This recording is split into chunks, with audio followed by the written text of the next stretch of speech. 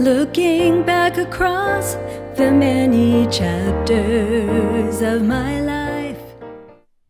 I was born into a musical family. My dad and mom sang together in a gospel quartet, and there was always a love for classical and gospel music in our home.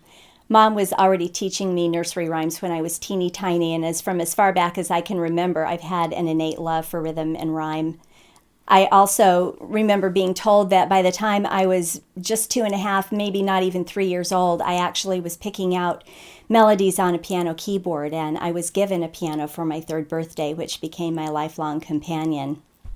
Seemed like the conventional wisdom in those days was that children didn't learn how to take lessons or learn to play the piano until they were at least 8 years old, so I had to wait. But when I did start taking lessons after my 8th birthday, the words and the rhymes and the rhythms and melodies all started coming together when I wrote my very first song. As I grew up, I continued not only playing the piano, but I learned how to play the violin and developed my musical ability singing in choral groups both at church and at school. And along the way, I developed a love for all kinds of music, but the two most prevalent influences in the stuff that I write today are R&B gospel and smooth jazz. I've spent the better part of my life trying to decide what I wanted to be when I grow up. And about 10 years ago, I began to understand that I really am supposed to be writing songs. So for the past decade, I've developed my ability as a songwriter and an arranger. My dad was working with me to help me try to make my music available to a wider audience when our world was turned upside down.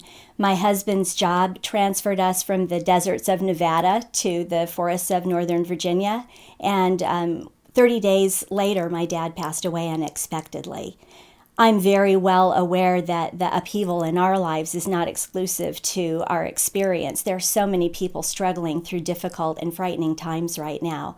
And the whole point of this CD and the songs in it are to encourage people to hold on to faith and hope. We're already working to complete the arrangements for the songs that are going to go onto the CD. We're real excited about going to Nashville this summer to do the instrumental recordings there. And we'll complete the project here in Northern Virginia. It's going to take about a year to complete the project, and I'm already learning that things take about twice as long to do half as much. So we'll have to be patient with it, but in the end, we'll come out with a really top quality release. I'm hoping to be able to share my story and my music with people in concert. And I also hope eventually to be able to publish my music and make performance tracks available for people to use in their own churches. And ultimately, I want my music to be able to touch hearts and lives everywhere. I hope you'll join us for the journey that we're on. We're having so much fun, and it would be great to have you along for the ride. What do you think of that? Well, good, except for don't turn your head so fast and say, what do you think of it? You will walk with me as I journey through this life, Lord. You will walk with me as I journey through this life, Lord. You will walk with me.